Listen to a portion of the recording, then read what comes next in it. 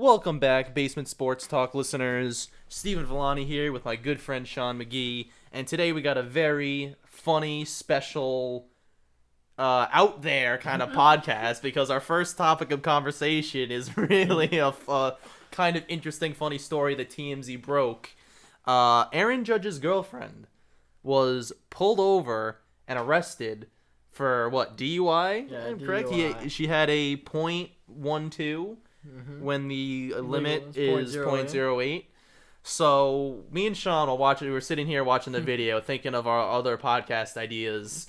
It just came up. It just came up because It's a link you had to click. Yeah. Click. and so Sean has it up on his phone, and I'm sitting here doing a little bit of extra research, and I hear. Just at one point, I'm like, oh my god, this woman is drunk. She is in the middle of saying a sentence, pauses for 5 seconds I would say. Maybe a little less. Maybe a little less. 5 seconds might be pushing it a little bit. But it was a long pause. It was a long pause. And then An she repeated unnatural from the pause. start of the sentence again and finished the sentence. And then her response to that is, do you know who my boyfriend is? Well, once Do you she know got what the- put in yeah, handcuffs, yes, it was a different yes. scenario. And then she's like, do you know the New York media? We are the New York media. Yeah, we are the New York media. That's what we're doing. Poke Yes, sir. Yes, sir. We're getting you now. We're getting you. But It was kind of like it was like a sort of a funny video, but she was just like yeah, no, I did. You know, I she started do feel bad. She crying. started crying. I felt bad, but just the way she was acting, like she's like, "No, I'm fine." She's at one point, she's like, "No, I'm fine," and just stops. Yeah, guys, I'm totally fine. I'm not drunk. I'm not drunk. But it's just like when she was back at the back of the car, the police car, she's just like, "Do you know who my boyfriend is? He's a very public figure in New York." And they're like, "Okay." And they're like, All right. the media, you know, the New York media. They're gonna take this and run with it. They're like, "I think you'll be fine. I think your boyfriend will be fine." They're like, they're like, "He's a player for the Yankees." Like, "Oh, who is it?" Aaron Judge. Like, I will say though, like TMZ, you always drop the pen. You always he drops a pen about like 3 times a podcast. Usually, I'm able to catch it though, and it's very Yes, sly. but it's and so no one annoying. notices. It's just put the pen on the table and stop that. Now, where was my train of thought? I was Judge's girlfriend yes, sitting in the of back course. of the car. Yeah, and I can't remember what I was saying though because of it. What I was saying what the heck was I saying? About the New York media. She was saying, sitting in the back. She was saying, "Oh yeah, my name is Aaron Judge." Yes. And blah blah. But I know what I was saying. Is they were saying TMZ was like she tried to say Aaron Judge's name several times, but she only said his name once. But she alluded to that he having was it several having times. a famous But like I'll say star. that like it wasn't like she was like, "Oh, my boyfriend's Aaron Judge, Aaron Judge, Aaron Judge," like Right. the whole time. So like I feel like people put that narrative in it. Yeah. But like Plus, you know how TMC is. They're just gonna take the a story. headlines. They need the headlines. Kind of feel bad for her. Nah, but it's I don't know. She's I- drinking and driving. Yeah, that. And it wasn't even in New York that she got caught, right? Yeah, Was it was it? somewhere out west. I think. Don't quote us on that. Yeah. Don't quote us. We just saw the video and we said, "Hey, let's open it with We it." we know almost everything in the world. But going past the drunkenness, Yes. Going past the drunkenness, we wanted to bring you a little bit of extra fantasy football. This isn't a specific fantasy football podcast, but we thought we thought since there's nothing else to talk about, we saw in this NFL offseason a bunch of players go to different teams as we see every year. But for some reason this year we saw a lot more big names usually switch teams than they have in the past. So we're going to talk about some of those big names, and we're going to talk about whether we think they'll have an increase, decrease, or about the same fantasy production that they had with their former teams. So to start off, we're going to talk about Jordan Howard, the former running back for the Philadelphia Eagles and now Miami Dolphins. Sean, do you think his production will increase, decrease, or stay the same? well, I mean, his production last year wasn't even that much, was it?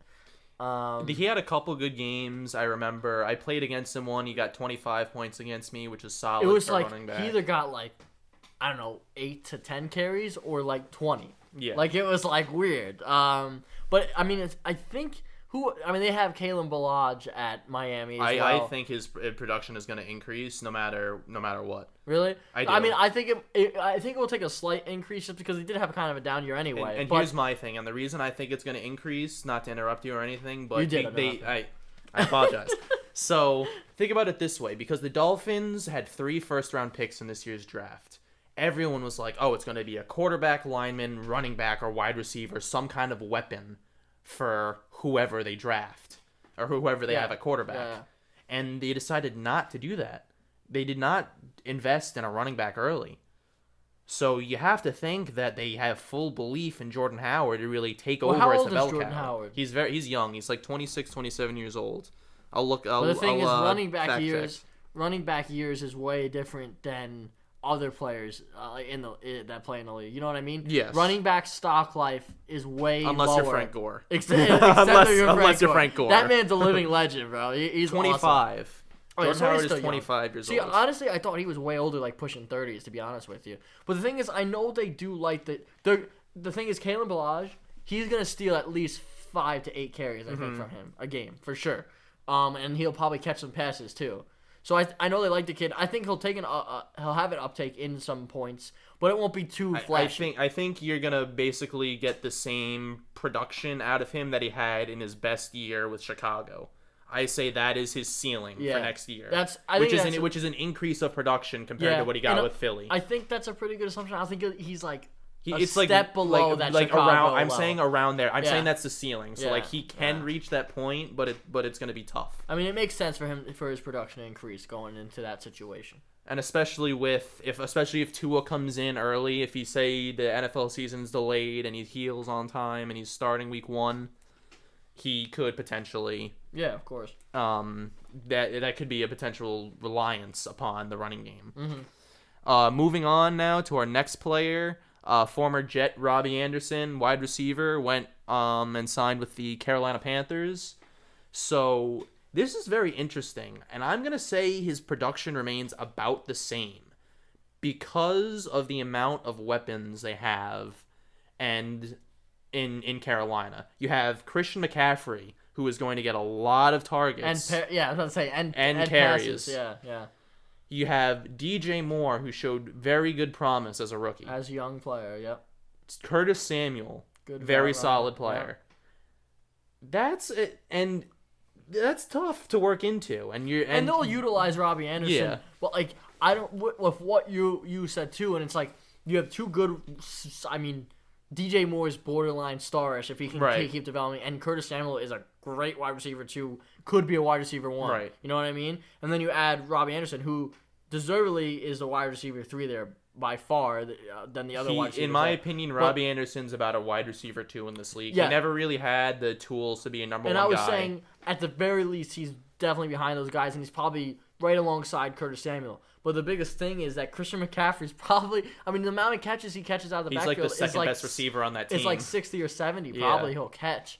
So it's like he takes so many opportunities away from a player like Robbie Anderson. And plus, if you really look, Robbie Anderson with the Jets, besides the 1 year he had with Josh McCown, was treated as a number 2 receiver. And just as that deep threat guy that really did not get a lot of targets. Because everyone was like, oh, Robbie and Sam, they're gonna grow together. But if you look at it, Jamison Crowder was actually Sam's go-to guy. And now the question is Teddy Bridgewater, they were teammates at one point already too, and I think that's also one of the other things that drove Robbie to go to Carolina. So we're gonna see it's gonna be kind of interesting to see how that chemistry they built for the short time in New York that they were there for together, to see if that could translate now on this Carolina team. Yeah. I mean, before we go on to the next one, I guess, that's what I was gonna say. Maybe since we we're got a talking list about in front of us, and we're like deciding which one to do. Since we're talking about the Carolina Panthers, we got to move on to Teddy Bridgewater. I mean, will his production increase, decrease? Teddy Bridgewater fan. I mean, it's hard because he didn't play a full season as a quarterback, but in his time on the Saints, he racked up a decent amount of fantasy points. I mean, obviously, if he plays a full season, he's going to do more production. But in the span, too, if we're just talking about, like, the 5 games he was the starter for the Saints, and if you put 5 games with the Panthers, I think he'll probably do either at the very least the same and more production. Right. Maybe like 5 to 10 more points a game, which I've been a high Teddy Bridgewater fan ever since he's been drafted to the Vikings. I think he would have been the Vikings franchise quarterback. He would have been 100%. If he didn't tear his ACL. He was. Did he make the Pro Bowl his rookie year, or was it his second year that he made it? No, I don't think. I don't know. I know he remember. made the Pro Bowl at least in one of his first 3 seasons, but I'm blanking on which season it was. I just remember watching him play, and I'm like, this guy has it at the quarterback position. Teddy and gloves. It hated me. And it hated me. I just said it hated me. I hated it that he was gonna be a backup quarterback after the injury. Right. And when the Jets signed him I remember you were joking with me. You're like, they gotta start Teddy. I said they should start Teddy Bridgewater. And obviously we've had this debate about Sam Darnold, but Sam Darnold's a heck of a quarterback and he's gonna have a good future in the league. But that doesn't make me feel like if they went with Teddy Bridgewater, they would have been in a bad situation. Right. I honestly think they might have made the playoffs if they had Teddy Bridgewater, 2 years ago or last year. And I just think he has a great, not only is he he's a pretty accurate thrower. He can use his legs when he absolutely needs to. Right. He's not just gonna run, but like he knows he has a got really great IQ. Clock, yeah. He's got a really good football IQ. He's got very good pocket awareness. I think that's a really underrated portion of his game that doesn't get recognized enough. He is very good at being able to maneuver through the pocket and feeling where the pressure's coming from. And that's going to be really beneficial for him in this offense of Carolina because they upgraded the tackle spots. So it's going to be better for him to protect against the edge rushers. It's just that center. Trading Try Turner is going to be a bit of a...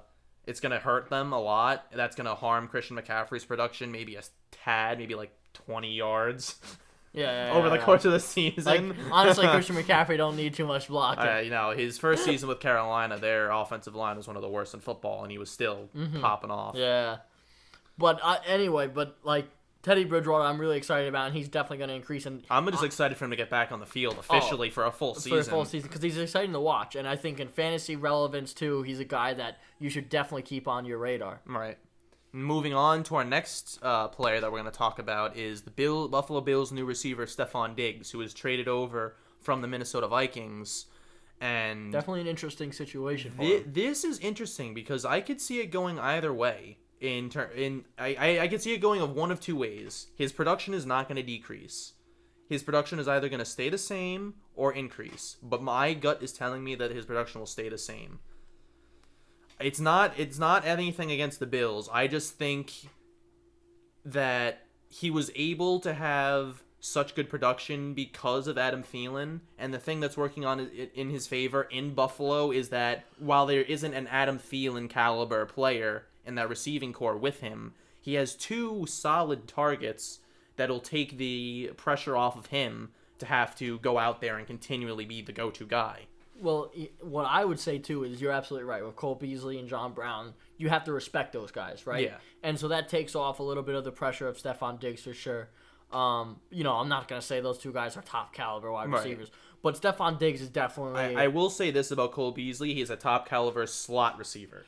I would put him in the top half of best slot receivers, maybe even top 10. Of all time? No, in today's game. Okay. In today's NFL. Okay. No, not of all. Definitely not of all time. I mean, he's a decent, and he was a Cowboy for a long time. He was a Cowboy I've for a watched little him bit. a lot, but I've always thought he's a really good slot wide receiver, someone that is very reliable. But going back to Stephon Diggs, I think Josh Allen, for example, hasn't necessarily had the caliber of player. The first wide receiver. That number 1 wide receiver, Right. and Stephon Diggs is kind of like the first one he's really had. So Although, I think he's going to take advantage. Here's another of it. question: Has Stephon Diggs really hasn't played without having that other guy? You know what I mean? So it's going to be interesting to see how he is without having that second option of Thielen to throw to.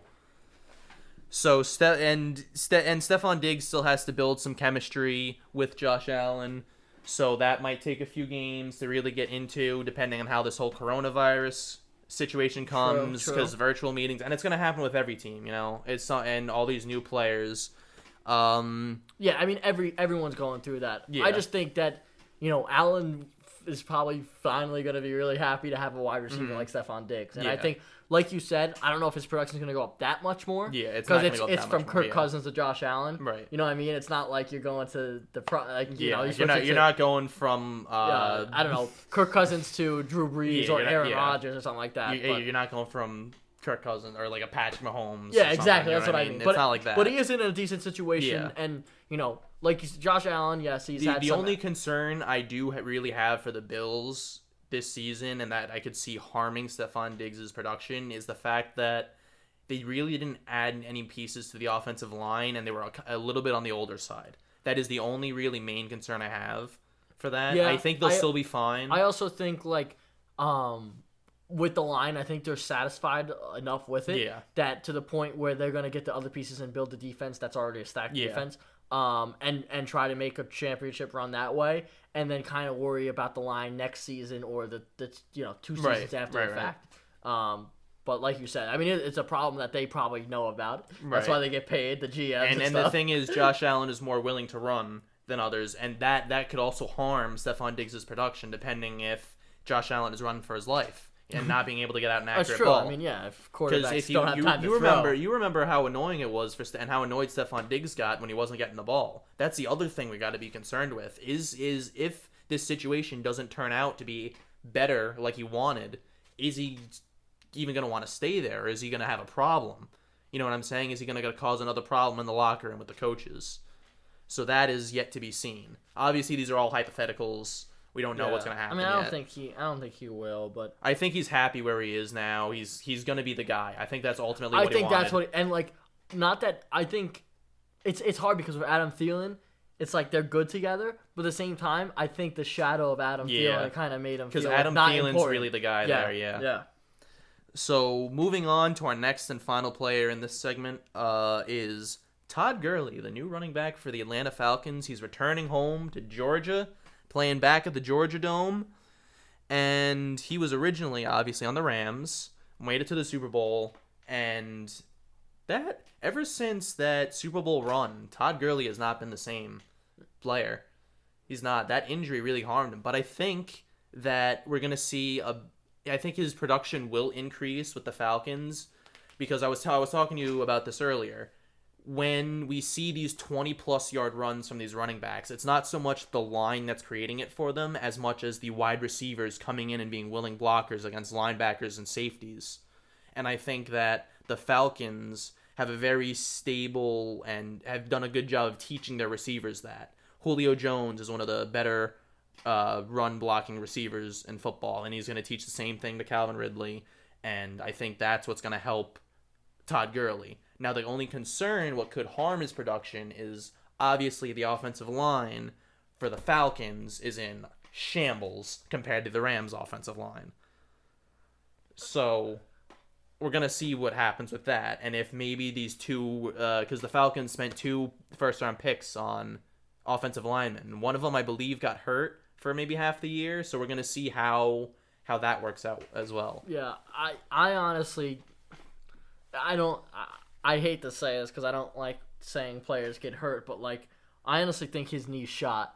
It's I tough, think yeah. I think there's a reason why the Rams went from paying him as one of the most wealthiest running back salaries ever to not wanting to keep him at all. Like, they know something, and they had professional doctors and PhDs and all that for a reason. I just don't know. And obviously he cleared the physical to get there as well. I want him to succeed, but Right. I just have a bad feeling that his injury past is gonna come back and haunt him. And it's kind of gonna derail his career. I here. think also he's got the motivation, especially being back home. His family's No, going to be that's coming to the games. That's a great That's going to be motivation. huge. Yeah, no, That's gonna be huge 100%. for him. But also, it doesn't matter if you're hurt. And here's the other question. It doesn't matter if you're hurt. I though. understand. I do understand that. But here's the question. Does this corona break, because he's not working out as much, clearly, none of us are, does that actually help heal his knee more and actually help him have a better You season? can make the counter argument too of, does it make it hurt his knee more because he's not as active? Exactly. Yeah. So yeah. but your point is just as valid as is he You getting never more know. rest on Exactly. it? It really depends because this is only something that Todd Gurley would know. You know what I mean? Because he knows his body well That's and why what they- it's going to that's go why- through. So we can't. This is only speculation from us. I mean, Todd Gurley, call us up. We'll interview and we'll ask. I was just about to say, I go, that's why players like Todd Gurley hate the people like us. Like we know what they're gonna do in the next Exactly. year. Exactly, but I do see his production increasing. I think with the extra motivation, I think the Falcons receivers are better at blockings for those extra long runs. They're more physical than Cooper Kupp's physical, but let's be honest here. The Rams had Brandon Cooks, small guy, Robert Woods on the smaller side, Cooper Kupp on the smaller side. Those guys were all, before they went to the Rams, slot receivers. Yeah. No, you're right. I'm not So, disagreeing with you. I think that's where we're gonna see the increase, at least in the 20+ yard runs. So that'll increase his production a little bit in that sense, and he's gonna get the majority of carries, especially since they got rid of Devontae Freeman. Yes, absolutely. And they don't have Tevin Coleman anymore. The reason for the decrease, obviously, is his injury prone and his injury history. And as well as the Rams just be more willing to work with the other backs that they had behind him, and Darnell Henderson and Malcolm Brown. I mean, that's a player that probably will take a little bit of an uptake in fantasy points for sure, Henderson. I wasn't too high Malcolm on him, Brown though. as well. Yeah, both of them I don't think are stars, but they might get some carries. They did good enough for the Rams. Yeah. Because the Rams have a good enough offense where it's... Wait, who was the running back the Rams signed? Was it Zach Stacy? No. They had him a while ago. No, C.J. Anderson. They had C.J. Anderson, yes. And he killed it. But I think he went to Detroit after that. And then he got like cut. The poor guy. I know, man. I do actually feel bad for him. He went from they said he was like out of weight, and he just came in and ran like 150 yards. It was crazy when he was on the Rams. It was like crazy story. But moving on to our next segment, we'll go off a little bit of fantasy football. We went through and we redrafted the 2018. I just had a stroke. The 2018 NBA draft. Yeah, the 2019 one wasn't exciting enough. That one we felt was kind of obvious. Zion is going first overall, 10 times out of 10. Ja Morant's going second overall, 10 times out of 10. We wanted one where we could see more of these like hot takes, and even in this one, it's kind of obvious who the first two picks are. Yeah, obviously with the production they have been doing. The first overall pick to the Phoenix Suns, they originally took DeAndre Ayton. But instead, in our redraft, we have them taking Luka Doncic. Which isn't a surprise. Yeah, he's the best player in this draft class so far. He's proved it. Once LeBron retires, let's just say he retires in 3 years. Maybe he'll play till 45. I don't know. But once he retires, I really see Luka Doncic almost being the face of the NBA. Yeah. Him and Giannis would definitely become the two faces of the league. Yes, for sure. Because Giannis is still very young. You can say Kawhi, but Kawhi's just that too quiet of a personality. He's too quiet. So I think Luka Doncic has that personality, like the smile and all that stuff that I think they would really try to like market him, if that makes sense. And plus, he seems like a nice guy. Obviously, I haven't met him. Nice guy, but you don't know any. I'll call up Mark Cuban and ask. All athletes seem like nice guys until you meet them and they're just total. Some of them. Some of them. Obviously, I'm not trying to put that scope into. I've met some athletes, I guess, that have been totally nice. I guess. Second overall pick was originally Marvin Bagley of the Sacramento Kings. He hasn't really turned out, I guess, to what he's been very injury prone. So we say obviously they're in need of a true playmaker at the guard position. So obviously Trae Young here is a brilliant choice. Yeah. Especially pairing him with Buddy Hield. Woo! Him at the one and Buddy Hield at the two. That 3-point shooting, that's one of the best 3-point shooting teams in the league. Yeah, Buddy Hield, I think, is the best 3-point percentage now. That 3-point contest, that performance, I don't know, I forget who I was watching it with, but I turned to whoever I was watching with, and I'm like, I guarantee you Buddy Hield's about to win that 3-point competition, and that's exactly what happened. Do you actually, this is a little bit of sidetrack, but do you remember when I think it was the Kings were in a close game before this whole coronavirus happened. The Kings were in a very close game, and I think down by 2 with 2 seconds left. I forget who they were playing. Buddy Hield was on the bench. Buddy Hield was on the bench. And the fan goes, you're the best 3-point shooter. You have the 3-point champion. Yeah. You have him on the bench. Luke Walton, what are you doing? I mean, it's a fair point, but because, dude, I'm a big Buddy Hield guy. But obviously, this is not about Buddy Hield. This is about Trae Young. You're making it sound like it's about Buddy Hield. Trae Young's 3-point shooting and his playmaking ability, his assist ability. He's really That's an awesome word. Assistability. Really puts him over the edge of any in of these this other draft in class, this draft too, class. for sure. Yeah. By far, Luka and Trae are the best two. So the next pick was the Atlanta Hawks. They traded it to the Mavericks, and we all know how that turned out. Uh-huh. Luka Doncic. We have the Hawks taking Shai Gilgeous-Alexander. Yeah, he's been a baller. He's been a baller for the Thunder. Well, he was for the Clippers, and then he got traded with the Chris Paul thing, right? Or not Chris Paul. The Paul George. Paul I'm sorry, George, Paul yes. George trade, and he's been over there, and I think he's been averaging over 20. He's points been a a game. real stud this year. Yeah, and he's still so young. I mean, the kid has a really bright future in the league. He does. And obviously the Hawks aren't getting the Trae Young that they got. And he's not on the same level as Trae Young, but he's probably like a step below. Yeah, and I think he doesn't have that defensively 3-point he's better shooting too. ability. Yeah, And I think as he keeps going, he'll get a better 3-point shot. It's not like he can't take them. Yeah. But he does. I mean, his ability to get to the rim and his length and pull-ups, he's really fun to watch. yeah. So moving on, the Memphis Grizzlies took Jaren Jackson, Which wasn't that bad. which wasn't that bad. No. He's been Instead, decent for them. we have them since DeAndre Ayton went first overall Yeah. in the regular draft, and he was available here. We thought the Grizzlies, looking towards the future, because we're thinking back in 2018, they still have Marc Gasol.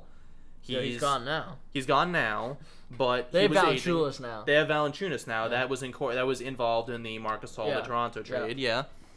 But I thought that we Yeah. agreed that Yeah. DeAndre Ayton would probably be the best pick for the Grizzlies because they need that true rim protector, the Going shot forward. blocker going Yeah. forward. Like Valanciunas is solid, but he's never been a shot blocker, really. Yeah, He's yeah. one of those smaller centers that's also good at shooting.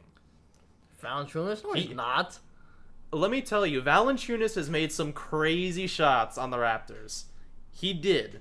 There was one game I was watching. He went like 5 of 6 from 3, and I was amazed. Because he is not a 3-point I don't shooter. even know if I can believe that. It was some crazy percentage, just one game he had. But moving on, the Dallas Mavericks obviously do not get Luka Doncic in this redraft. They stick where they're at. They don't trade up. And they draft Devontae Graham of the Charlotte Hornets. Yeah, who which was, before the balling coronavirus out. was Oh, happening, yes. he just came out of nowhere. Really, he played a little bit in the G League.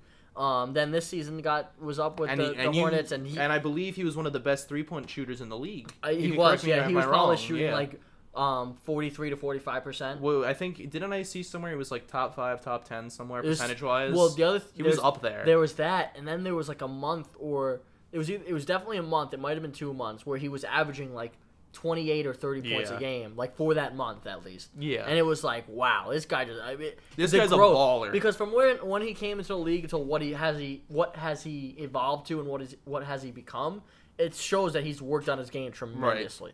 And the fact that he's done it in such a short amount of time with the Hornets, nonetheless. Yeah, it's hard to play there. It man. is very hard to play there. So, Devontae Graham, you're going to the Mavs. We're getting you in a better situation. That would be the 5th pick, right? Yes, that would be the 5th overall pick. Moving on to number 6, the Orlando Magic. They originally took, I just realized, Mo Bamba. Yeah. So, What do you mean you just realized? I just realized that I don't want to spoil anything, but we don't even have him in our top 10. But he hasn't really been that good. That's true, but I mean, have you heard about Mo Bamba really in the NBA? he's been not really. He's no. been hurt a little He's bit. been I hurt think, a little sure, bit. Yes. I think too. But like, it's not like I think the song's more popular than he is. yes, exactly. Like, I mean, he's. I think this is what I think will happen with Mo Bamba. I think he'll be a solid center in the league, but I don't think he's gonna wow. He's not gonna wow anyone. Right. Like, for example, Who we have him taking now is Marvin Bagley. Yeah, and which is still, even now, like... He's been ups and downs, too. But when he's playing, he's a very solid player. Yeah. Like, he was the second overall pick for a reason. He has the talent, it's just a matter of staying healthy. And he's on, Sacramento, right? Yes, right now he's on Sacramento. And didn't that's not a good place to thrive also, either. the coach there, he wasn't playing him as much, and then the upper management said, hey, you got to play him more. Yeah. It was like, dude, we did a number 2 draft pick on him or something, and it's like, you might want to play the kid. Right. But, so there was that he went through at somehow. first, too. But I think he'll turn into a decent player. I'm not going to say he's going to be a star. Right. But he could easily average, 15, 18 points a game and 8 to 9 rebounds. Yeah, and he's a pretty decent defender as well. He's all right. I can't really agree with you on. He's an okay defender. He's okay. All right, okay. But not really. He's Yeah. he's not a top tier defender. No, not at all. But offensively, he has some tools in the NBA Yes. that a lot of teams would utilize. Yes. To the Bulls, number 7. Sorry, not number 8. Number 7 overall. So he doesn't know how to count. Wendell Carter they originally took. We thought they went a different direction. The 4th overall pick in the real draft, in the 2018 draft, was still on our board here. So we decided that was the best situation for him to go to. Jaren Jackson is the pick here for the Bulls. He's been pretty productive for the Grizzlies in this season. This season in particular, coronavirus. I'm pretty sure he was starting. He was getting good minutes. He really good defensively. He has length. He can step out and shoot the 3. So he's a decent NBA player. Right. And he still has some room to grow. So it would be. I don't think it would be just to have him off the top 10 pick. No, the top. There's no way he deserves to be outside the top 10. Yes, that's what I'm trying to say. No way. He's a good enough player to at least be in the top 10, and he's still got plenty of room to grow. So moving on, the Cleveland Cavaliers stick with their original selection and take Colin Sexton. Yeah, we kind of debated this, but we thought It's that honestly a tough they need a one. guard. Yeah. They needed a guard, and that one made a lot of sense. We talked about maybe moving up Josh Okogie, but he's more of like a guard forward. Yeah. He would play more of the 2 rather than what they needed in Yes, the ball handler. Yes, exactly. And there wasn't. I honestly think if you're going down in that draft, he probably is he's a scoring point guard, which they wanted because they had Kyrie and they thought that was successful. Although, I don't know if you heard this, but there have been reports saying that players on the Cavs have gone out and said that he's just an athlete. He doesn't even know basketball. Really? Yes. Wait, who said that? It was anonymous. Oh, okay. It was anonymous. I mean, he is a freak athlete, though. He is a freak athlete. I think at this point in his career, he is a much better athlete than he is a basketball player. Yeah. Not to say he can't get there, but he needs a lot of work on the mental aspects and basketball like schemes IQ is and the biggest basketball thing. IQ. Yeah. You can't win a championship without having great basketball IQ. Exactly. And 9th overall, the New York Knicks originally took Kevin Knox. Which is just a terrible pick. In this one, they take Michael Porter Jr. Yeah, which would make a lot of sense.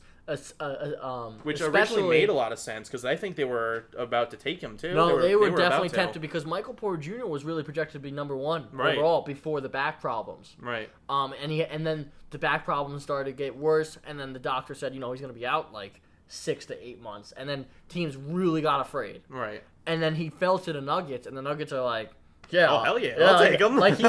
This pick's probably gonna rest on the bench anyway. Right. We'll take him. And he's been playing before COVID happened, and he was playing really well. And he had games where he scored like 25 points, 9 rebounds, like a handful of assists. And knowing what the Knicks went through anyway, and how Kevin Knox really hasn't turned out the way they wanted him to be, really. Right. It would make total sense for the Knicks to take Michael Porter Jr. and wait a year anyway, get another draft pick, and whatever, draft R.J. Barrett, and then pair those two together.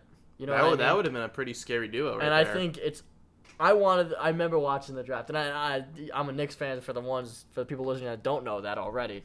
But I was so upset when they passed up on Michael Porter Jr. Because it's not like we were going to run the Knicks were going to run for a championship next year anyway. See, that's the thing about sports fans. Whenever we talk about our team, we always say we as if we're a part of it. Yeah, which but we're not. We're not at all. We're not at all. Though New York City FC, I can kind of say we because I'm the game day staff, even though I haven't worked it because of the coronavirus. but that is pretty cool to say.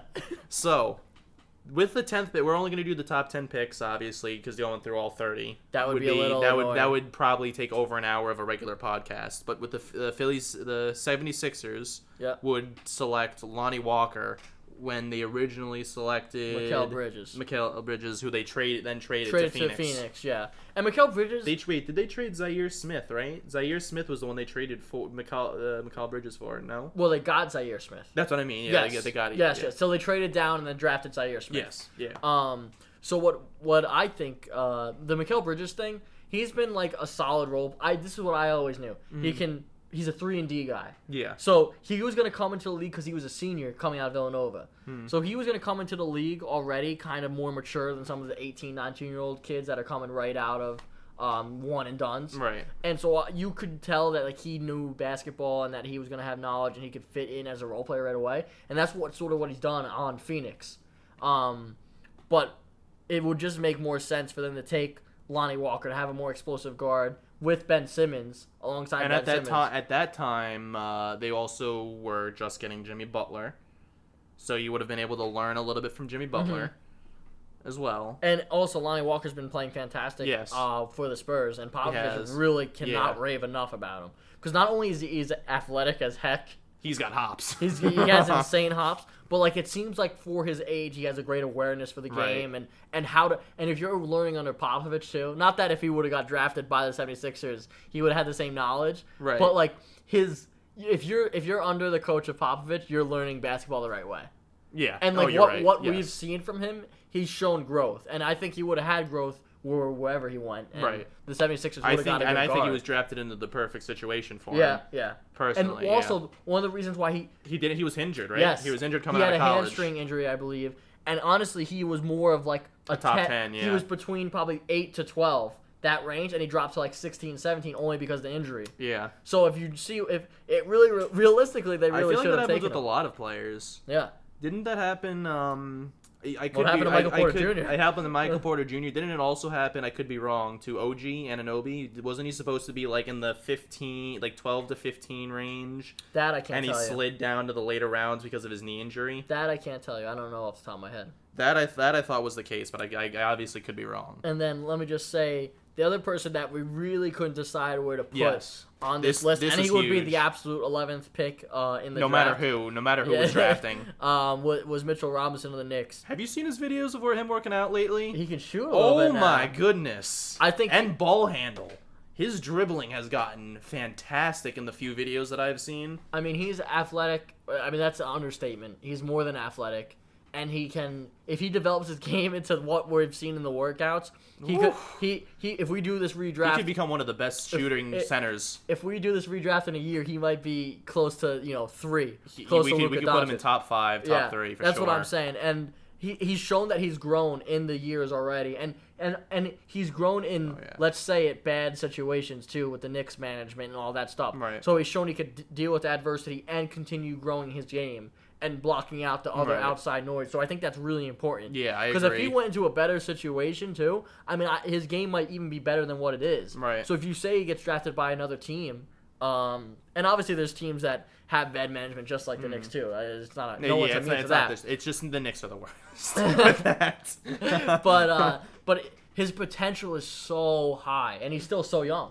Yeah. So him, honestly, will probably regret not putting. He's like 21 or 22. Okay. Because he was right out of high school. He skipped college and spent a year to prepare for the draft. So I'm pretty sure he got drafted 19 at 19 years old, and that was 2 years ago. So he's probably 21 or 22 at the oldest. So can you imagine he's 21? He has that much room to grow. I mean, I think he's gonna be a phenomenal player, and hopefully the Knicks can hang on to him. That'll be interesting to see. And for our last and final segment, we were doing research on this earlier, and we found this completely interesting. It just popped up. For those of you who don't know, Brett Maher has been in and out of the NFL as a kicker. Probably people don't know that, man. He hit a 63-yarder against the Jets last year. Which is a league record. Which is tied for the league record. Into the wind. Yes. Into the wind. Your face right now. A 63-yard field goal. Was it into the wind? Into the wind. Wait, into the wind? Was it into the wind? But That is impressive. that's impressive. But I think what's even more impressive is his journey. Oh yes, and I mean, if will you I will could pull touch it up- upon that a bit because it is very interesting to basically- how his journey went. I would love to do a story on this guy. This is very. It just he's- seems like he's he never 30 gave years up. old. Went to Nebraska for his college. He was not drafted, but he was signed onto the Jets Mm-hmm. practice squad in 2013. Then I guess he either signed with the Cowboys or was traded to the Cowboys in the same year, and he was on the practice squad there. To the practice squad there. Then he went into the Canadian Football League and played for the Winnipeg Blue Bombers in 2014 on their practice squad. He wasn't even on the. He wasn't on. He didn't even make the roster at first on a Canadian Football League team. And then in 2014 to 2015, he played for the Ottawa Red Blacks. Nice. So, and then he was starting to make a name for himself there. Got signed by the Hamilton Tiger Cats in 2016. Then in 2017, he got added to the Cleveland Browns practice squad. Things didn't work out there, obviously. Went back actually to the Ottawa Red Blacks in that same year. He must have gotten cut during the season. Yeah. Only to be signed in 2018 and spend the 2018 and 2019 seasons with the Cowboys. That's where he really made. That's a name where he for himself. really made a name Because for himself. He had to make some field goals in clutch moments, and for the most part he was good. And then this season, Towards the end, he struggled a little bit. towards the end, he was really almost missing like one a game. Yeah. Which obviously it's a little too much. But overall, I mean, his story is great. I almost Yes. want the And Cowboys ready? to sign him back just for the story. And here's the other thing that's actually very funny. He started his career with the Jets, and now he's with the Jets again. Which is really full circle. I mean, you signed up to Yeah. the practice squad in You- 2013, and now you're there. So out of all the teams he's been on, 3 of them he's been on twice. That's He's- true. Well, the biggest part for me, which shows like I just know from this, just reading this list of his journey, I know he has to be a high character person. Oh, 100%. Because if you go from practice squad, Canadian practice squad, make a Canadian team, go to another Canadian team, back to a practice squad in the NFL, then back to a Canadian team, League, and then then back to finally the make NFL. it after how many years of working? This was you would say he really got his chance with the Cowboys, correct? Yes, absolutely. So then it took him 5 years to really get his opportunity. And that's a lot of work, Especially lot of hard for a hours, kicker. and a kick. Yes. Yes. That's what I mean. I can't imagine the amount of field goals he's kicked in his life. Oh yeah. Oh yeah. But that was just a story we Like thought that was, that I found very interesting and- because very rarely do you see that kind of happen. and then also that just kind of shows like what we're missing right now, like the power Yeah. of sports. Oh yes. Like that Those story stories is can great. inspire Yes. people. And that's what we want to put out there into the world right now, especially. Yeah, so Just that positivity. Maybe actually we might have just thought of something else to do cool. Do you try to find inspiring stories and tell them in interesting ways? Yeah, like Brett Maher. Take him Or for my example. life. Yeah, or my life. No, my life. Both of our lives. All right, maybe that's coming next, folks. The But- story of Steven and Sean. It's not that interesting. But Well, speak for yourself. hey, I'm Sean. yeah, that's right. But anyway, that kind of wraps it up here. Hope you enjoyed. Obviously, yeah, We're little gonna- inspirational story for the end, and Gotta end on a positive note, Exactly. especially now. Just Especially keep now. staying positive. We'll get keep through it. thinking.